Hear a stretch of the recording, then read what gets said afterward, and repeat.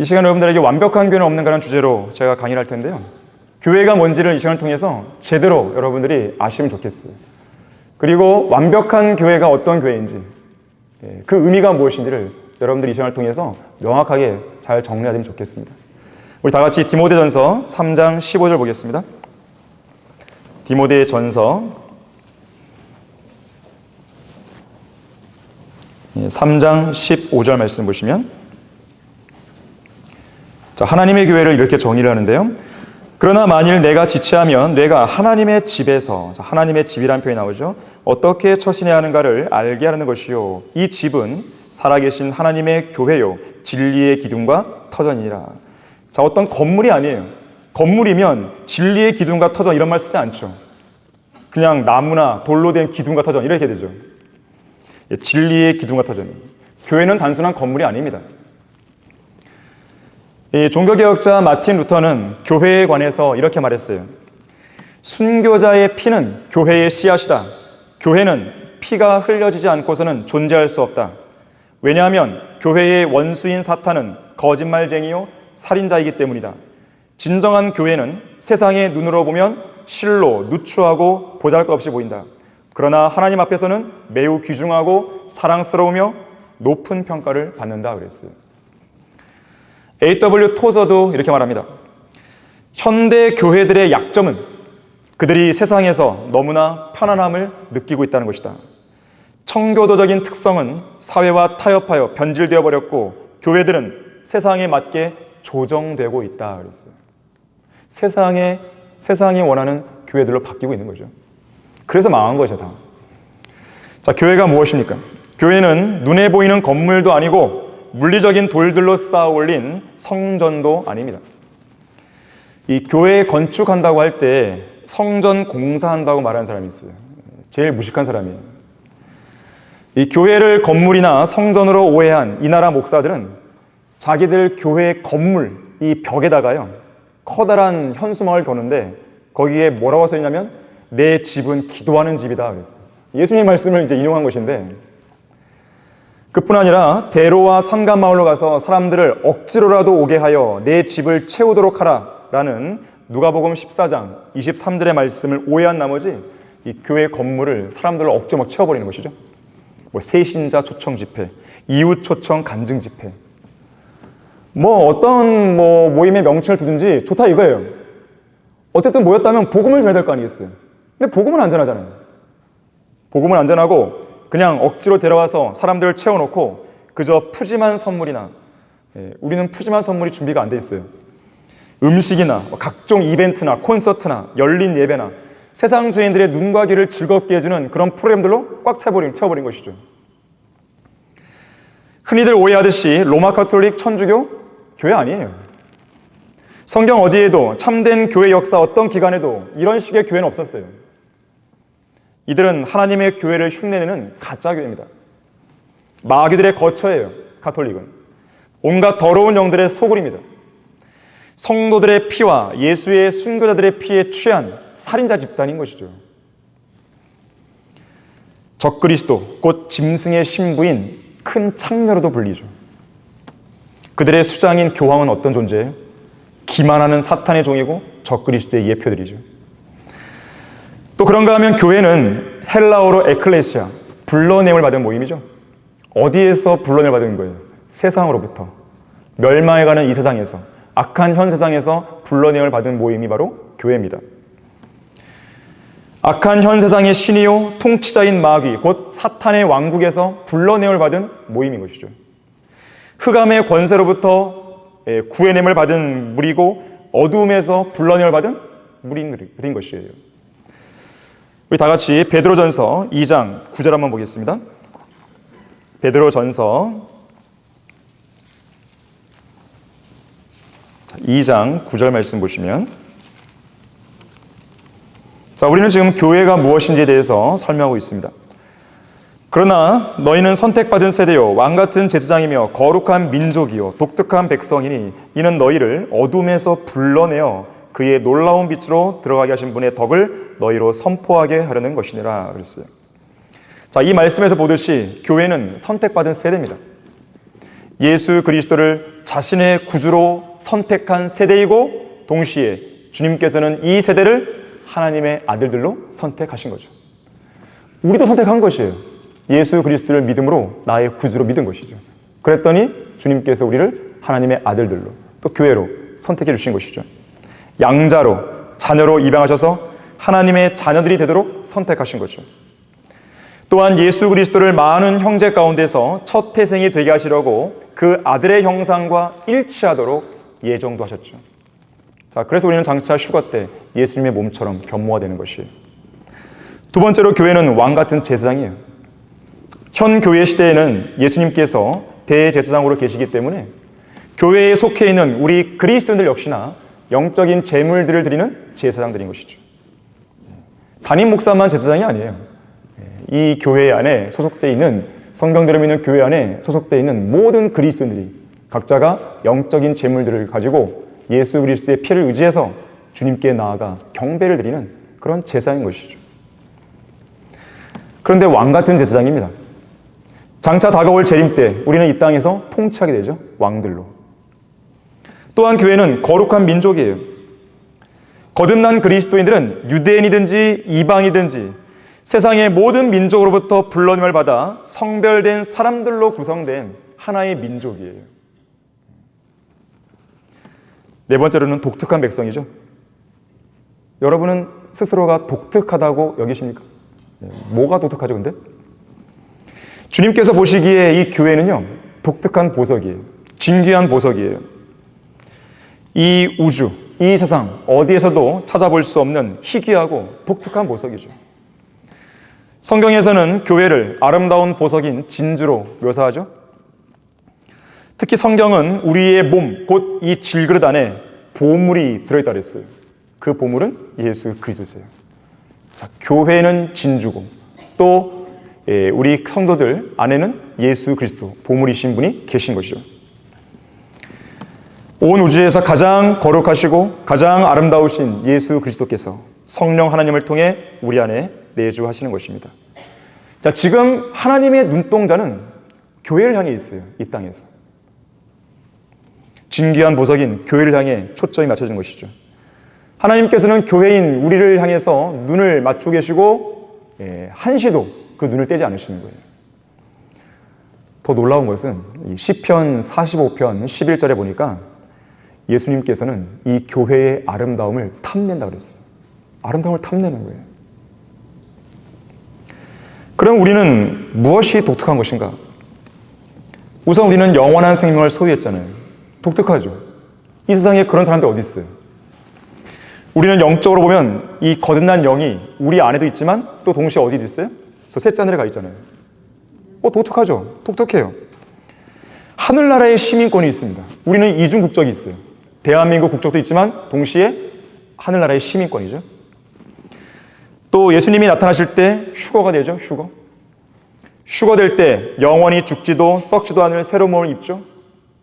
그리스도의 심판석에 서죠. 지난 6천년의 인류 역사 속에서 구원받은 사람들이 많지만 그리스도의 심판석에 서는 사람들은 우리들밖에 없어요. 그리스도인들. 예수 그리스도의 피로 구속받은 그리스도인들만이 유일한 거죠. 독특하죠. 예수님의 신부로서 어린 양의 혼인식에 참석하잖아요.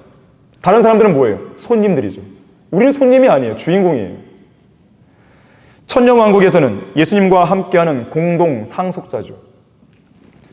백보자 심판에는 어떻습니까?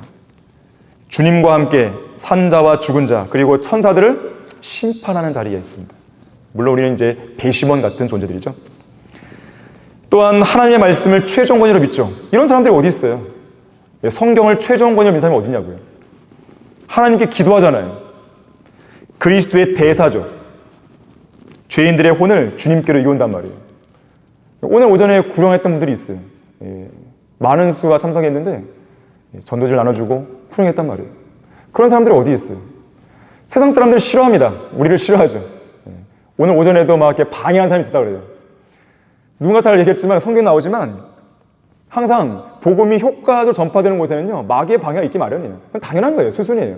뭐 이상할 것도 없어요. 그거는 세상 사람들이 우리를 환영한다? 그게 더 이상한 거죠. 그게 더 이상하죠. 예수님의 재림을 우리는 소망하죠? 이런 사람들이 어디 있어요? 세상의 정욕과 풍조에 이리저리 휩쓸리지 않죠? 그래서 세상 사람들은 우리를 어떻게 생각해요? 이상하게 여기는 거예요. 쟤들 뭐야 도대체? 저 사람들은 술을 안 먹어도 대화가 된대. 세상 사람들은 술이 없으면 대화가 안 돼요. 술 한 잔 올라와야 돼요. 우리는 과자를 먹으면서 대화가 되잖아요. 자, 그렇다면 하나님께서 우리를 이렇게 불러내신 이유가 뭘까요? 목적이 뭘까요? 아까 나왔어요. 사도 베드로가 뭐라 그래요? 너희를 어둠에서 불러내어 그의 놀라운 빛으로 들어가게 하신 분의 덕을 너희로 선포하려는 것이라. 이 목적을 안 하고 있다, 이 목적을 수행하지 않는다면 그건 교회가 아니에요. 그 사람은 그리스도인이라 볼 수 없어요. 그리스도인의 자격을 상실하는 것이죠. 부끄러운 것이죠. 언젠가 말씀드렸지만요, 그리스도인은 말씀, 기도, 구령 이 세 가지만큼은 여러분의 생활 가운데서 정착시켜 놔야 돼요. 물론 매일같이 구령할 수는 없겠죠. 하지만 정해진 시간을 두시고 또 여러분들이 학교나 직장에서 아니면 주변 이웃들에게 만날 때 복음을 전하는 거예요. 다른 이야기보다도 그 사람이 구원 안 받았으면 그것부터 얘기를 해야 돼요. 왜 그럴까요? 그 사람이 언제 죽을지 모르기 때문에 그런 거예요. 가장 시급한 일이에요. 자, 하나님께서 우리를 어떻게 어둠에서 불러내는지 우리는 그 덕을 선포해야 돼요. 어떻게 우리에게 어둠 속에서 빛을 보여줬는지 우리는 찬양하고 선포해야 됩니다. 선포를 하되 몰래 숨어서 하는 게 아니에요. 공개적으로. 어디 몰래 숨어서 혼자만 하듯이 저 사람 구원받으면 좋겠는데 이러고 있지 말라는 거예요. 그 말을 혼자 하지 말고 그 사람을 가서 얘기하는 거죠. 당신 구원받으면 좋겠다고. 구원 받으시라고. 왜 안 받냐고. 진리의 빛을요, 당당하게 돋피세요. 그리스도이면서도 세상 한가운데에서 위축되어 있는 그 모습을 보는 것만큼 꼴불견도 없어요. 왜 그렇게 살아야 돼요? 지식이 없어서요? 돈이 없어서요? 성경 어디에 그런 기준을 제시했나요? 구원받은 그리스도인이면 하나님께서 보호하시는 사람들인데 왜 꿀리고 살아야 돼요? 그럴 필요가 없습니다. 여러분의 목소리를 높이는데 단 복음과 진리의 빛을 드높이는 가운데 목소리를 높여야 되는 것이죠. 두려워하지 마세요. 보헤미아의 위대한 개혁자 존 후스는 진리의 깃발을 높이 들고 성경적 믿음을 지키다가 순교당했습니다. 그는 화형을 당하는 그 순간에 이렇게 당당하게 외쳤다 그래요. 신실한 그리스도인들이여, 진리를 찾아라. 진리를 들어라. 진리를 배우라. 진리를 사랑하라. 진리를 말하라. 진리를 지키라. 죽기까지 진리를 수호하라. 왜냐하면 진리가 우리를 죄와 마귀와 죽음과 영원한 지옥의 형벌로부터 자유롭게 해주기 때문이다. 그걸 싫어하는 거예요, 마귀가. 그래서 공격하는 거죠. 제가 몇 가지 말씀드렸어요? 진리를 찾아라, 들어라, 배워라, 사랑하라, 말하라, 지키라, 죽기까지 진리를 수호하라. 7가지예요. 누가 할 일입니까? 우리가 할 일이에요. 우리가. 지금까지 우리가 30년 이상 해온 일이고 앞으로도 계속 할 일이에요. 그렇게 진리를 외치는 거룩한 성도들인 여러분을 주님이 보실 때 크게 탐내시는 거예요. 탐내시는 거죠. 너무나 사랑스러운 거죠. 특히 복음을 전파로 나가는 여러분의 발을 아름답게 보시는 거예요.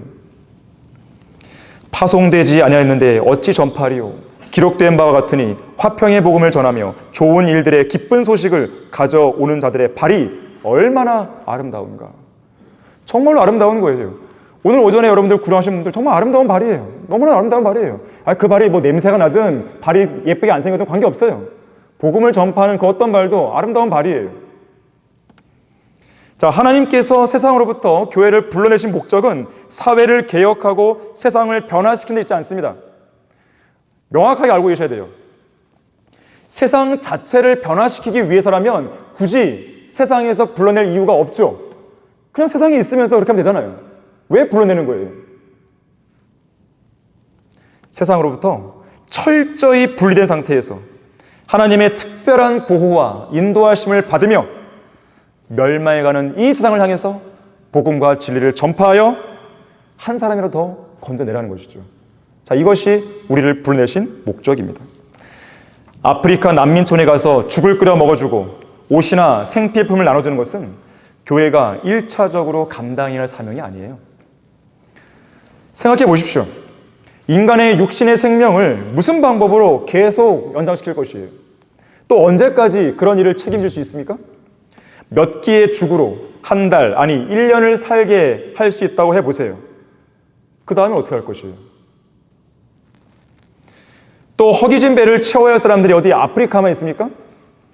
전 세계에는 수천만 명의 사람들이 굶주린 채로 잠을 자야 되고 그 다음날 아침에는 수백만 명의 사람들이 기근과 굶주림으로 죽어나갑니다. 그들은 모두 어떻게 할 것이에요? 그뿐 아니라 질병, 재난, 교통사고, 암, 에이즈, 코로나 등으로 죽어가는 사람들이 부지기수죠. 자, 그런 자들을 고쳐주겠다고 도대체 언제까지 또 어디까지 약통과 붕대를 들고 찾아다니냐 말이에요. 그런 일들은 하나님의 교회가 할 일이 아니에요. 하나님의 교회가 아니더라도 얼마든지 할 사람들이 있습니다. 누구예요? 국제연합, 유엔이나 국가들, 자선단체, 국경 없는 의사회, NGO 등등이 하는 것이죠. 왜 그런 자들이 할 일을 교회가 하냐 이거예요. 물론 불쌍한 사람 도와주면 좋죠. 누가 도와주지 말래요? 도와주더라도 어떻게 하면 되는 거예요? 복음을 전해야죠. 복음을 전해야죠. 왜 밥부터 주냐 이거예요. 복음부터 주고 그 사람이 정말 구원 받았으면 그 사람 도와주세요. 또한 교회는요, 유기체입니다. 거듭난 그리스도인들로만 구성된 눈에 보이지 않는 그리스도의 몸된 유기체.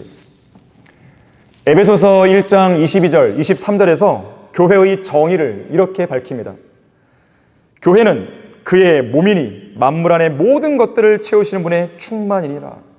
머리이신 예수 그리스도에게 몸인 교회가 주어진 것인데 그 교회를 예수 그리스도께서 가득 채우고 계신 것이죠.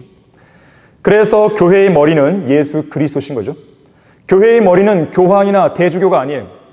어떤 황제나 지역교회 담임 목사도 아닙니다.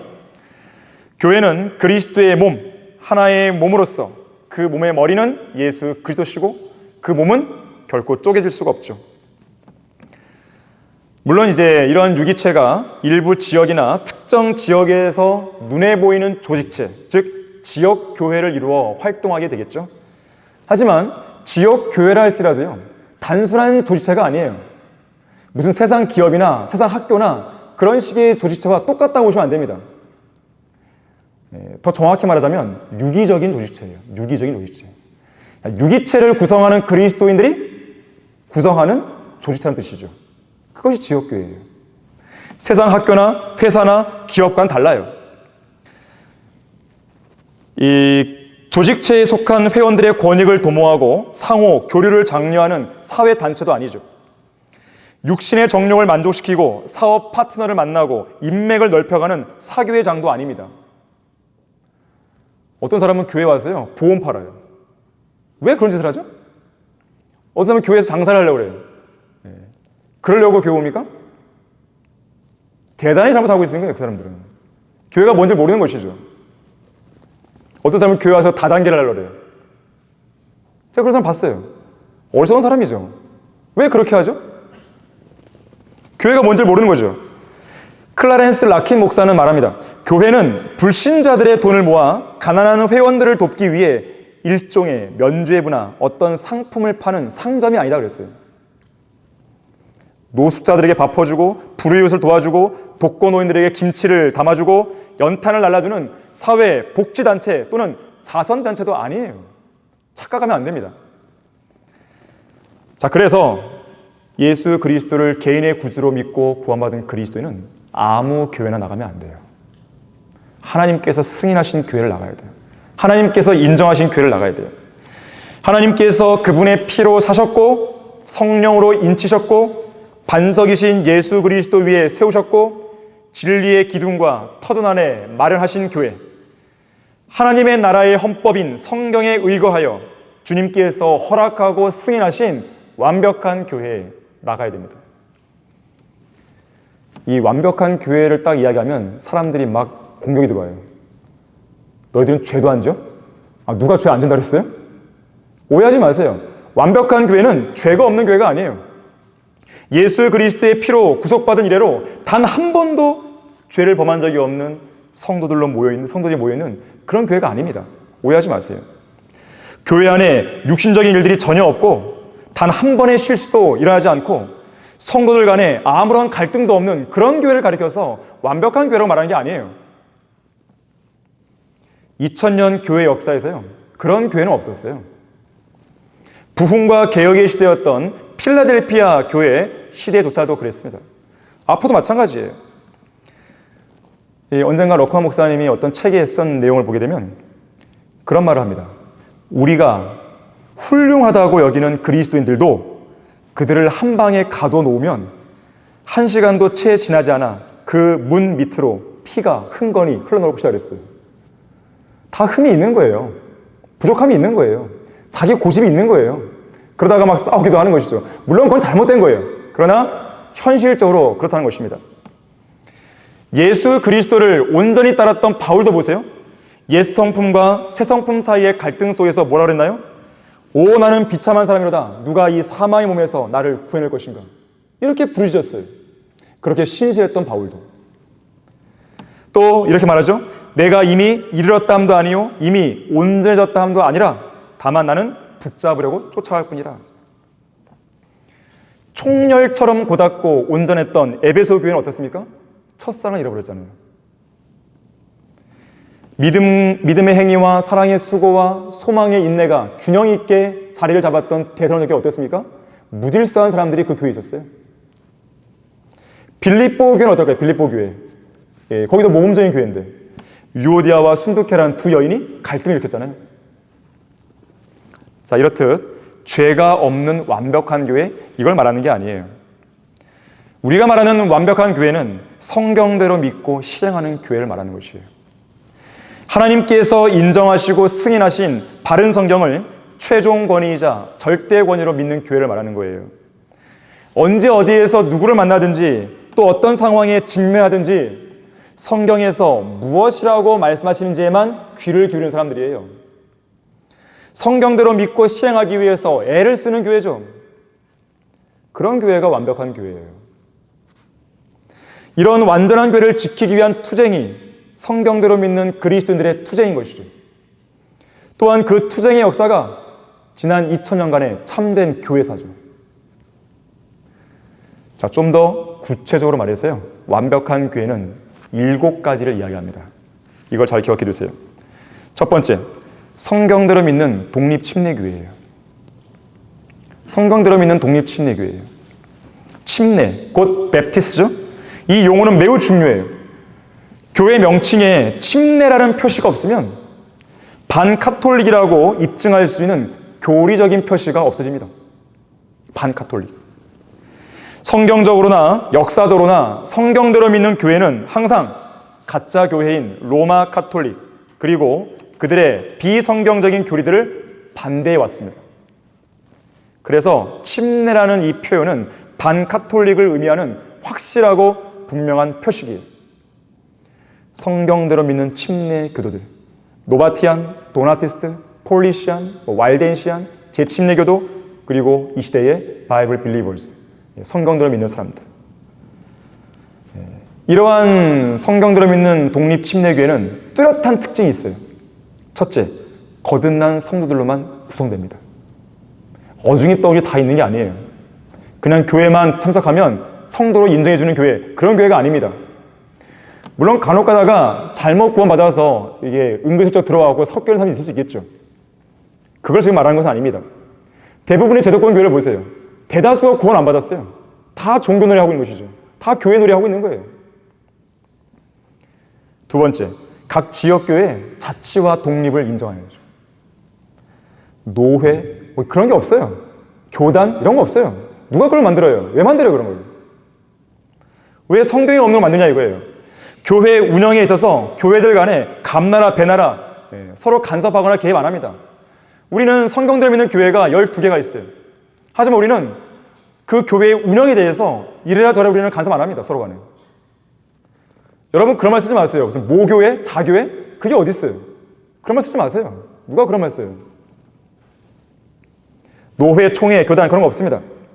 우리는 그런 어떤 기구도 만들지도 않고 그 교회에 간섭하거나 또 교회 위에 권위를 행사하지 않아요. 세 번째는요, 어떤 종류의 유아 세례도 인정하지 않습니다. 거짓교리죠. 애들이 뭘 한다고 거기다 뿌려요? 왜 그런지 아십니까? 그렇게라도 해야 이 아기가 지금 죽으면 지옥 안 가고 하늘 나갈 수 있을까 싶은 거죠. 성경 어디에 그런 게 있어요. 성경대로 해야 돼요. 성경대로. 특히 세례는 번역 자체가 이미 틀려버렸어요. 세례가 뭐예요? 씻는 의식이에요. 뭘 씻어요? 몸을 씻어요? 죄를 씻는다는 의미입니다. 이게 원래. 어디서 나온 거예요? 로마 카톨릭이 나온 거예요. 카톨릭은 물 침례나 세례 이런 걸 통해서 죄를 씻는다고 믿거든요. 그것이 우리나라 초창기에 반영되어 갖고 베프티즘을 세례로 번역해버린 거예요. 그걸 지금도 쓰고 있어요. 가증한 번역입니다. 이거는 철저한 왜곡이에요. 네 번째는 믿는 성도들의 구원의 영원한 보장을 믿어요. 다섯 번째는 만인 제사장을 믿습니다. 우리는 성직자 계급 없습니다. 카톨릭의 니콜라파처럼 교황, 추기경, 주교, 사제, 신부 등등 어떤 특정 부류에 성직자 계급을 두지 않습니다. 여러분 결코 평신도와 성직자 이런 말 쓰지 마세요. 그게 바로 니콜라파예요. 니콜라파에서 유래된 것입니다. 성직자, 평신도 구분하는 것이. 우리는 모두가 다 영적인 제사장들로 주님께 나아가는 거예요. 예수 그리스도의 보혈을 의지해서. 다만 지역교회의 효과적인 운영을 위해서 주님께서는 담임 목사와 집사를 두게 하신 거죠. 그 이상도 그 이하도 아니에요.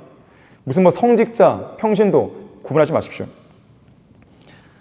자, 두 번째로는요, 완벽한 교회는 하나님의 말씀인 성경만을 최종 권위로 드높입니다. 우리 성경침례교회는 1992년 4월 12일에 창립된 이래로 지난 31년 동안 그 어떤 것도 성경의 권위보다 높인 적이 없어요. 시편 138편 2절에서요. 내가 주의 거룩한 전을 향하여 경배하고 주의 자애하심과 주의 진리를 인하여 주의 이름을 찬양하리니 이는 주께서 주의 말씀을 주의 모든 이름 위에 크게 하셨음이니이다. 자, 이 말씀대로 우리도 하고 있는 거예요. 창조주요 구속주요 심판자이신 하나님께서 주의 말씀을 주의 모든 이름 위에 크게 높이셨기 때문에 우리 역시나 우리에게 절대 권위로 주어진 이 말씀, 이 성경만을 최종 권위로 드높여야 되는 거예요. 담임 목사의 말이 절대 권위에 있는 게 아닙니다. 담임 목사가 성경대로 안 하고 있다면 그건 따져 물어야 돼요. 성경에 이렇게 하고 돼 있는데 왜 엉뚱한 일을 한 것입니까? 그렇게 얘기해야 되는 것이에요. 자, 말씀이신 예수 그리스도께서 그분의 거룩한 피로 우리를 죄와 지옥의 심판에서 구원하신 구주가 되셨듯이 우리 모국어인 한글로 믿음과 실행의 최종 권위인 바른 성경, 오류가 없는 책, 한글 킹제임스 성경을 우리에게 주셨다는 것은 너무나도 감사한 일인 거예요. 자, 우리 교회는 히브리어 구약 원문이나 헬라어 신약 원문이 우리의 최종 권위라고 가르친 적이 없습니다. 심지어 어떤 언어로 번역된 성경보다도 가장 뛰어난 영어 킹제임스 성경조차도 우리의 최종 권위라고 가르친 적이 없어요. 왜 그럴까요? 이유는 단순해요. 우리는 영어를 몰라요. 영어는 우리의 모국어가 아니에요. 그래서 아무리 영어 킹제임스 성경이 그 어떤 번역보다도 우수하다 할지라도요, 우리의 최종을 줄 수 없습니다. 근데 정동수나 김영균이나 윤경원이나 다 이런 사람들은요, 그들은 알게 모르게 직접으로 표명하든지 아니면 표명 안 하든지 관계없이 그들의 최종 권위는 영어 킹제임스 성경이에요. 직역 성경이라고 하는 것은요, 1:1 단어를 다 이렇게 맞추는 게 아니에요. 여러분 나중에 국어선 찾아보세요. 직역이 무슨 의미인지. 1:1 단어를 매칭시키는 게 아니란 말이에요. 근데 윤경원은 다 그 짓을 하고 있는 거예요, 지금. 그게 성경이 아니거든요. 이 n들을 다 그리고로 번역했어요. 그래서 누가 그러더라고요. 그리고 성경이라고. 근데 또 어떤 사람은요, 근본역인가요? 거기 n들을 다 또로 번역했어요. 그럼 또 성경이고 또 성경. 성경 번역이 뭔지를 모르는 거예요. 여러분은 성경 번역이 뭔지를 잘 알고 계셔야 돼요. 속으면 안 돼요. 우리는 한글로 완벽하게 보존된 성경이 있으면 되는 거예요. 그게 바로 성경 보존이에요. 그 나라의 언어로 완전하게 전수된 말씀이 있으면 그게 최종을 되는 것이에요. 우리에게는 그 성경이 있는 것입니다. 세 번째로는요, 완벽한 교회는 지옥을 설교하면서 예수 그리스도의 복음을 전하는 구령의 열정을 가진 교회입니다. 지옥을 전파하면서 예수 그리스도의 복음을 전하는 구령의 열정을 가진 교회예요. 자, 이 나라에는 설교 강단에서 지옥에 대해 설교하지 않는 교회들이 부직이 있습니다. 정상적인 그리스도인이라면 지옥의 존재를 부인하지 않잖아요. 그럼 이야기해야죠. 왜 우리가 구원받았는데요? 아까도 제가 얘기했잖아요. 지옥 가기 싫어서 구원받은 거 아니에요? 여러분들 가운데 저는 하나님을 잘 섬기기 위해서 구원받았습니다, 이런 사람 있어요? 물론 구원받은 이후에는 그렇게 생각하죠. 구원받을 그 초입에 나는 하나님을 잘 믿어보려고 구원받습니다, 이래요? 아니에요. 죽음이 두렵잖아요. 지옥이 두렵잖아요. 100%의 심판이 두렵거든요. 왜? 내가 죄인을 아니까. 그래서 그걸 용서받기 위해서 구원받은 거 아니에요? 정직해야죠. 자기가 어떻게 구원받는지 안다면 지옥을 안전할 수가 없죠. 구원받은 그리스도인이라면 예수 그리스도를 위한 증인이 되셔야 돼요. 가족들, 이제부터 시작하셔야 돼요. 지금까지 구령을 소홀히 했다면 시작하셔야 돼요. 가족들부터. 친척들, 자신이 살고 있는 동네, 길거리, 공원, 병원, 요양원, 학교, 직장 등지. 우리 교회 어떤 성도들은 목욕탕에서 복음을 전해서 구원한 사람도 있어요. 찜질방 한 사람도 있어요. 어떤 사람은 미용실에서. 그것이 그리스도인이죠. 주님을 위해서 목소리를 높여야 됩니다. 잠언 11장 30절에서 의로운 자의 열매는 생명이 나무니 혼들을 이겨오는 자는 현명하니라. 자, 의로운 자의 열매가 생명의 나무인 이유가 있어요. 생명이 새로운 생명을 낳기 때문에 그렇습니다. 영원한 생명을 소유한 그리스도인이 생명의 복음을 전하는 생명의 나무가 되는 거예요. 그리고 또 다른 영원한 생명을 소유한 생명의 나무를 낳는 것이죠. 이게 뭐예요? 복음 전파입니다. 구령이에요. 우리는 내일 지구가 멸망해도 사과나무를 심는 게 아니라 한 그루의 생명의 나무를 심어야 돼요. 우리에게는 매일매일이 생명의 나무를 심는 식목일이 되어야 돼요. 식목일. 그런가 하면 구령의 열매를 맺은 성도에게는 저 영원에서 반드시 보상이 주어지죠. 어떤 면류관이요? 자랑의 면류관. 이 정도는 우리가 알아야 됩니다. 여러분, 그 5가지 면류관 정도 모르면 안 돼요. 그걸 모른다는 것은 그거에 대해서 관심이 없다는 거예요. 그걸 모른다는 것은 그거에 대해서 받고 싶은 마음도 없다는 거예요. 그런 마음이 있다는 것은 이상한 성도예요. 그렇잖아요. 이미 성경은 5가지 면류관과 유업을 우리에게 말씀하고 있어요. 그리고 그것을 받을 수 있는 방법까지도 구체적으로 다 나와 있어요. 또 어떤 동기로 해야 될지도 다 나와 있어요. 문제는 그걸 그대로 하냐예요. 그건 여러분의 몫입니다. 4번째, 완벽한 교회는 세상과 타협하지 않습니다. 세상으로부터 성별하는 교회예요. 성별이에요. 분리예요. 우리는 성경을 거부하는 세상이나 비성경적인 것들과 절대 타협 안 합니다.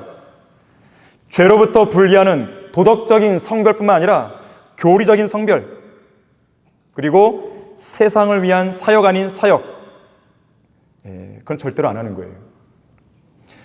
도덕적 성별과 교리적인 성별을 해야 되는 것이고 세상을 위한 사역은 안 하는 것이죠. 비성경적인 교리와 비진리를 가르치고 실행하는 세상 교회들과 어떤 연합도 안 합니다.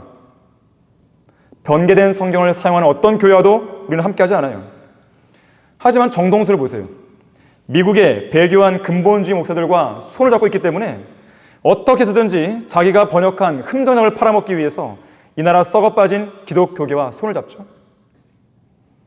아까 전 시간에도 성경 시장 얘기했는데요. 이들이 왜 상술이 있다고 말하느냐면 그들이 정말로 바른 성경에 대한 중요성을 알고 있고 바른 성경을 믿는 사람들이라면요, 이 개신교회와 손을 안 잡습니다. 잡을 이유가 없어요. 잡아서도 안 되는 것이고. 그런데 그들은 잡아요. 그러면서 그들로부터 이단 꼬리표가 떼이자 너무나 감사해하는 거예요. 고맙습니다. 그러고. 바보죠, 바보. 그게 자랑이에요? 윤경호도 보세요. 개혁성경에 대해서 이 칭찬을 하죠. 거기에 이거 서문에 보게 되면요. 영어 킹제임스를 참조했다고 이야기합니다. 개혁성경이.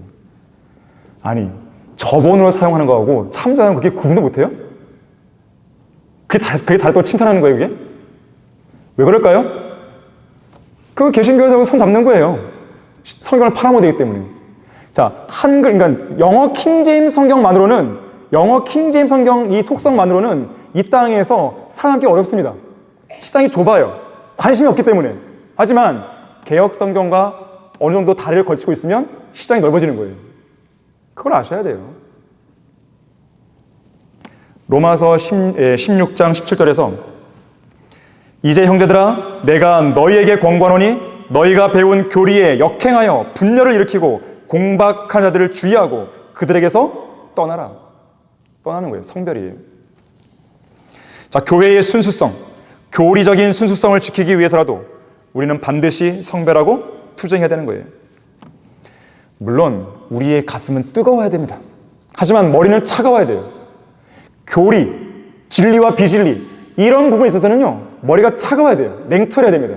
아닌 건 아닌 거예요. 기면 긴 거고, 옳은 거 옳은 거고, 틀린 거 틀린 거예요.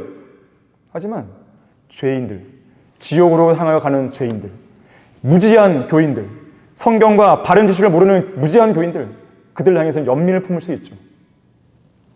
다섯 번째로, 완벽한 교회는 돈에 대해 설교하지 않는 교회예요. 우리 교회는 어떤 형태로든지 헌금을 강요하지 않습니다. 무슨 주보 같은 데다가요, 지난 주일에 헌금을 낸 사람들의 명단을 기재하지 않잖아요. 예배 때 헌금 낸 사람들의 이름을 발표하지 않잖아요. 제가 전에 다니던 교회가 침례 교회였음에도 불구하고 사람 수가 50명, 60명이 안 되거든요. 60명? 그런데 예배 끝날 때마다 읽어줘요. 누가 헌금냈다고. 그럼 다 머리 나오잖아요. 사람 수 얼마 안 되니까. 그럼 그 다음 주에 헌금을 안 낼 수가 없는 거죠. 헌금을 독려하기에 그래프도 안 그립니다. 헌금 봉투도 한 종류죠. 무슨 여러 가지 명목으로 우리는 헌금 유도하지 않습니다. 지금 우리가 앉아있는 이 교회 건물을 지는데도요, 170억 원 상당의 비용이 들었는데 우리는 성도들로부터 건축 헌금을 안 걷었어요. 우리는 간증이에요. 자, 이 나라 대형교회 목사들의 가장 큰 문제는 돈을 사랑하는 데 있습니다. 그들은 돈이 너무 많아서요, 주체할 수가 없어요. 억대 연봉을 자랑하죠. 그들의 탐욕은 막장으로 치닫고 있습니다. 그들에게는 그들의 교인들이 말씀과 능력으로 기도로 돌봐야 할 약물이가 아니라 거래의 대상으로서 돈을 벌어주는 상품에 불과한 것이죠. 사꾼들이에요, 사꾼들. 이 나라 웬만한 중대형 교회들에서는 장로, 집사, 권사 등의 직분을 매매하는 행위가 오래전부터 공공연하게 행해져 왔어요. 헌금이란 명목으로. 그래서 한 방송사의 뉴스 보도에 따르면 김사만 목사의 명성교회 경우 권사나 안수 집사가 되기 위해서는 최소 300만 원을 내야 돼요. 장로가 되기 위해서는 최소 3천만 원 이상을 감사 헌금을 내야 돼요. 말이 감사 헌금이죠. 강매죠, 강매. 직분을 주고 파는 거죠. 하지만 성경에서 정해놓은 목사의 자격 요건 중 하나는 더러운 이익, 곧 돈을 탐내지 않는 거예요. 여섯 번째, 완벽한 교회는 성경을 올바르게 해석하고 가르치는 교회입니다. 그래서 우리 교회는 비유적이고 상징적인 해석을 안 합니다. 물론 성경에는 비유도 나오고 상징도 나와요. 그러나 그것도 문자적인 해석의 바탕 위에서 성경과 성경을 비교하는 가운데 해석하는 것이죠. 성경을 모든 걸 다 비유로 해석하지 않습니다. 기본은 문자적인 해석이에요. 그리고 우리는 성경을 올바로 나누어 공부하는 것이죠. 이 부분은 우리가 아까 설명드렸으니까 더 구체적인 얘기 안 하겠습니다. 자, 마지막 일곱 번째, 가장 중요한 부분이에요. 예수 그리스도의 재림을 간절히 사모하는 교회예요. 예수 그리스도의 재림은 뜬구름 잡는 이야기가 아닙니다. 실제적인 진리고 이제 곧 우리가 실제로 직면할 현실입니다. 저는 빨리 그날이 왔으면 좋겠어요. 저는 세상에 대해 어떤 미련도 없고 어떤 아쉬움도 없어요. 여러분은 어떡하십니까? 설령 여러분들의 신앙생활이 엉망이라 할지라도요, 주님이 빨리 오시는 게 그나마 나은 거예요. 왜? 더 엉망이 되기 전에. 언젠가 럭한 목사님이 이런 말을 했어요. 나는 설교 초청을 받아 미국 전역을 두루 다니면서 깨달은 것이 하나가 있다. 대부분의 성도들이 하늘나라를 실제적인 장소로 간절한 마음으로 소망하지 않고 있다는 사실이다. 죽을 때가 가까워질수록 이 세상이 우리에게 주는 의미는 더 적어지고 하늘나라가 보다 더 실제적인 장소로 마음에 와 닿아야 본향으로 떠나기가 쉬운 법이다. 내가 무엇을 간절히 원하는지 아는가? 나는 하나님 한 분만을 원한다. 나는 동일한 믿음을 가진 성도들과 함께 우리는 하나님을 원한다라고 소리치고 싶다. 소망이 없는 것 같은 상황에 처하거든 위를 쳐다보라. 슬픔과 자기 연민 속에서 뒹굴지 말라. 하늘나라가 우리의 본향임을 기뻐하면서 죄인들이 그곳으로 갈 수 있도록 또한 성도들이 하늘나라를 바라볼 수 있도록 도와주라 그랬어요. 그래서 여러분들이 서로 교제할 때요, 뭐 다른 이야기도 좋겠지만 하늘나라에 대한 소망을 가지고 이야기를 한번 해보세요. 얼마나 살기가 퍽퍽해요. 얼마나 힘들어요. 뭐 각종 문제들이 많잖아요. 자, 그런 가운데서 가장 큰 위로는 뭘까요? 주님께서 이제 곧 오신다는 거예요. 자, 결론적으로요, 완벽한 교회는 없는가라는 책을 쓰신 이성호 목사님이 하셨던 그 이야기로 오늘 강의의 결론을 대신하려고 합니다. 한번 잘 들어보십시오. 현재 교회를 맡고 있는 사람들과 앞으로 맡으려고 하는 사람들에게 당부하고 싶은 것은 하나님의 교회라면 막강한 힘이 있는 교회가 되어야 한다는 점이다. 그래야 적을 물리칠 수 있기 때문이다. 이제는 올바른 말씀으로 올바른 교리를 가르쳐야 한다. 과거 킹제임스 성경을 사용하던 교회들이 얼마나 건전한 지식을 가졌으며 하나님으로부터 얼마나 조명을 받았는가를 기억해야 한다. 대서양을 오가며 설교했던 D.L. 무디, 요한 웨슬리, 조지 슈필드, 빌리 선데이, 찰스 피니, 조나단 에드워즈 등 이러한 사람들은 모두 다 킹제임스 성경을 썼다. 허드슨 테일러, 윌리엄 캐리, 아도니람 저드슨, 데이비드 리빙스톤 등의 선교사들도 모두 킹제임스 성경을 썼다. 그리고 그 성경을 버렸던 교회들과 올바른 성경이 없었던 우리나라가 교리적으로 얼마나 혼탁했는지 살펴보라. 자유주의와 오순절 성령운동, 영성운동, 잘못된 종말론, 환경신학, 해방신학, 민중신학, 신현신학 등 거짓 교리의 누룩으로 가득 부풀려버린 한국 기독교의 앞날은 참으로 어둡기만 하다.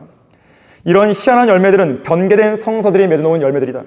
그러나 이제는 참다운 하나님의 말씀, 하나님께서 영감으로 기록하시고 섭리로 보존해 오신 이 말씀, 하늘과 땅이 없어지더라도 결코 없어지지 않으리라고 말씀하신 그 말씀, 사탄이 아무리 망가뜨리려고 시도하고 모조품 성경을 수없이 만들어내었어도 결코 사라지지 않고 꿋꿋하게 그 자리를 지켜오면서 수많은 사람들을 구원한 그 성경, 하나님께서 자신의 모든 이름들을 위해 크게 하신 그 성경이 이제 한글로 번역된 것이다. 한글 킹제임스 성경이 출간된 이래로 이 성경은 여러 사람들을 변화시키고 있다. 주님께서는 말씀들을 지키는 것이 곧 주님을 사랑하는 것이라고 하셨다. 주님이 언제 오실지 아무도 알 수 없지만 그때까지 이 나라의 교회들이 올바로 나아가기 원한다면 바른 말씀으로 돌아서서 그 말씀으로 올바로 공부하여 바른 교리를 정착시켜야 한다. 그것만이 이 나라 교회들의 문제를 해결할 수 있는 길이다. 이제 이성호 목사님은 우리 곁에 없어요. 다만 이 책을 통해서 우리가 해야 할 일이 무엇인지를 분명하게 제시한 거죠. 그 길을 우리는 걷고 있는 거예요. 여러분들이 그러한 완벽한 교회에 다니고 있다면, 아까 말했던 7가지 그 교회를 다니고 있다면 단 1cm도 요동하지 마시고 신실하게 주님을 섬기면서 여러분이 속해 있는 하나님의 교회를 굳게 지켜야 돼요. 그것이 우리가 해야 될 일입니다. 이 방송을 보고 구원을 받기 원하시거나 진리의 말씀을 더 알고 싶은 분들은 서울 전화 2665-3743, 2665-3743 성경침례교회로 문의 주시면 됩니다. 또한 인터넷 홈페이지 성경침례교회를 검색하시면 다양한 서적들과 사역들을 만나보실 수 있습니다.